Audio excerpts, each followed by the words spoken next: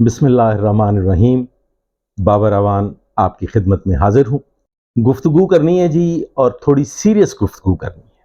اگر آپ میرا ساتھ دیں اور ہم گفتگو کا آغاز کریں تو بہت سارے ایسے شغل میلے، تماشے، ٹھٹھے میں بھی لگا سکتا ہوں۔ بات کرنا مجھے بھی آتی ہے، اتنی مشکل نہیں ہے، اور میں آپ لوگوں کو بڑی مزیدار گفتگو سنا سکتا ہوں جس میں آپ کو ازدواجی زندگی گزارنے کے طریقے اور مختلف قسم کی ایسی مزیدار باتیں جو شاید میرے لیے باعث فائدہ بن سکتی ہیں اور میرا چینل گرو کر سکتا ہے۔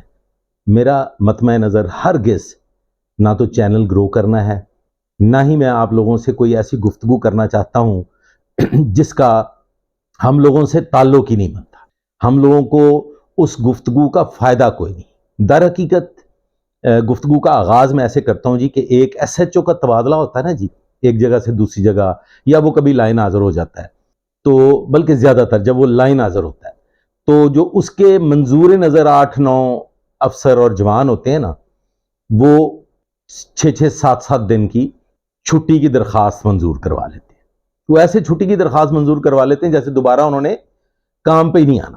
لیکن جو باعزت غیرت مند ایس ایچ او صاحبان ہوتے ہیں وہ ہرگز بلا جواز بلا وجہ رخصت منظور نہیں کرتے۔ اس کی بنیادی وجہ یہ ہوتی ہے کہ آئندہ آنے والا جو آفیسر ہے اس کے لیے انتظامی امور میں مشکلات پیدا نہ کی جائیں، اسے کمی نفری کی وجہ سے لا اینڈ آرڈر کی سچویشن کو کنٹرول کرنے میں مسائل اور دشواری کا سامنا نہ ہو۔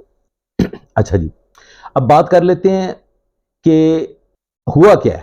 ہوا یہ ہے کہ جاتے جاتے جب کوئی بھی عہدیدار یا صاحب اقتدار کوئی ایسی حرکت کرتا ہے، کوئی ایسے فیصلے سناتا ہے، تو اس کے بدترین اثرات مرتب ہوتے ہیں ملک پہ، قوم پہ۔ میں بغیر کسی کا نام لیے جن صاحب نے اپنے عہدے سے دستبرداری کے وقت آخری فیصلے میں چند ایک ایسی چیزیں کیں، مجھے ان پہ کوئی اعتراض نہیں ہے، مجھے قطعی طور پہ اس بات پہ اعتراض نہیں ہے کہ انہوں نے ایسا کیوں کیا۔ میں یہ سمجھتا ہوں ذاتی طور پہ کہ جو بھی کرپٹ ہے، جس نے بھی کرپشن کی ہے، جو بھی اس ملک کی عوام کی تباہی کا باعث بنا ہے، اس کا احتساب ہونا چاہیے، کڑا احتساب ہونا چاہیے، اور بغیر کسی اسپیشل صورتحال کے ہونا چاہیے، بغیر قطع نظر اس کے کہ کون کیا ہے، کس کے پاس کیا عہدہ ہے، کس کے پاس کیا طاقت ہے۔ احتساب سب کا ہونا چاہیے۔ ہمیں برباد کر دیا جس نے، میں سمجھتا ہوں کہ اس کو اس کا حساب دینا چاہیے، خواہ وہ کوئی بھی ہو۔ ہم لوگ نا ایک عجیب قسم کے تماشے میں لگے ہوئے۔ میں آپ کو سچی بات بتاؤں، بات یہ ہے کہ یہ جتنی بھی باتیں میں نے آپ سے کی ہیں، اور اس کے بعد بھی چند ایک باتیں جو میں کروں گا، ان چند باتوں کا ہم سے کوئی تعلق نہیں ہے۔ کوئی آ رہا ہے، کوئی کیا فیصلہ کر رہا ہے، کوئی احتساب کی بات کر رہا ہے۔ غرض یہ کہ جو کچھ بھی اس وقت آپ ٹاک شوز میں دیکھ رہے ہیں، میڈیا پہ ڈسکشنز ہو رہی ہیں، بڑے بڑے اینکر صاحبان بیٹھے ہوئے ہیں اور وہ اس پہ رائے دے رہے ہیں کہ جی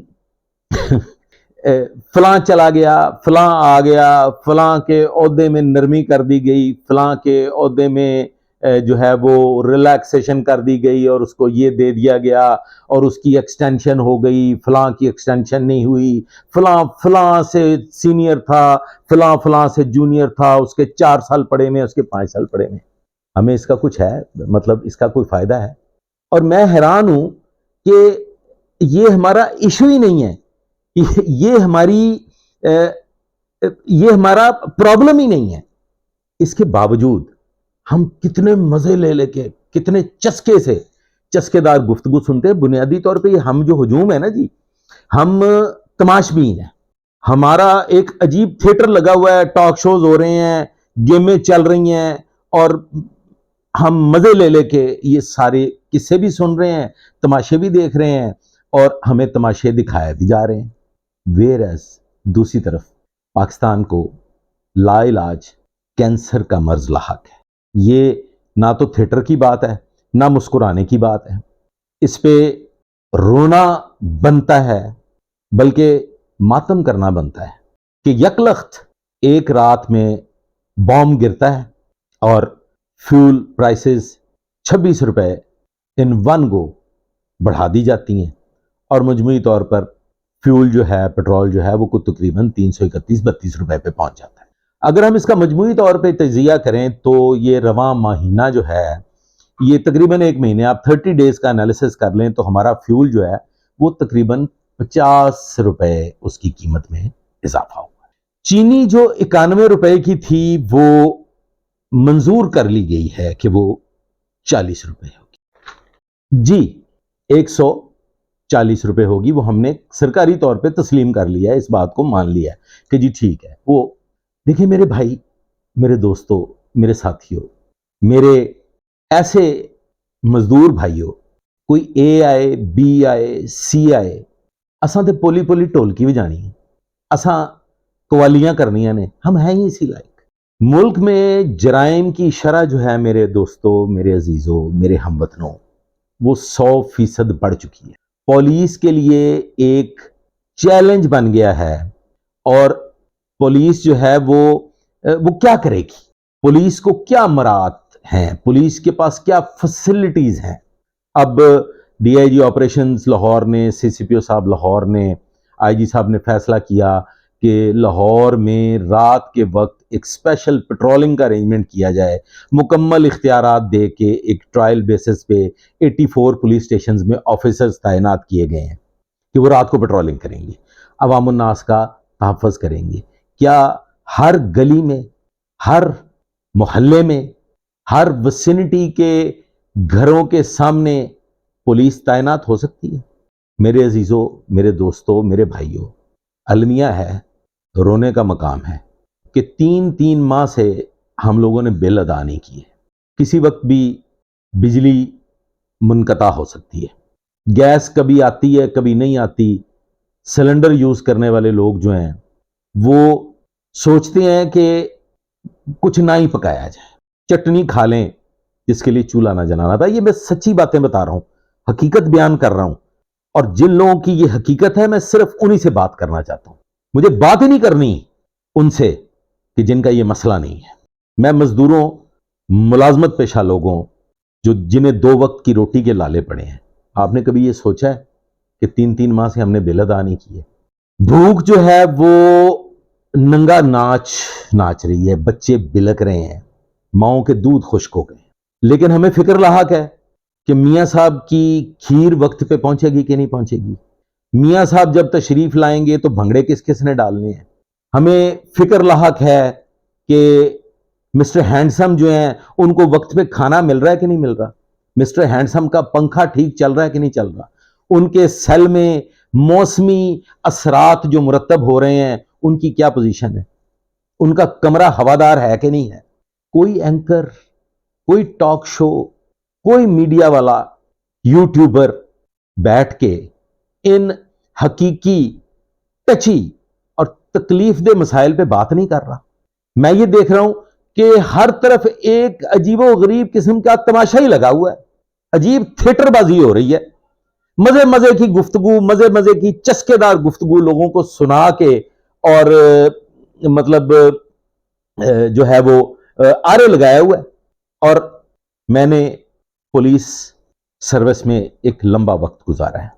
کسی زمانے میں جب پاکستان کے حالات خراب ہوئے تو میں نے دیکھا کہ کچھ گھروں نے اپنی ایک بیٹی ایسے کبھی کاروبار پہ لگا دی کہ وہ اپنی، میں اس کے آگے کوئی بات نہیں کرنا چاہتا، اور باقی گھر کے اخراجات پورے کیے۔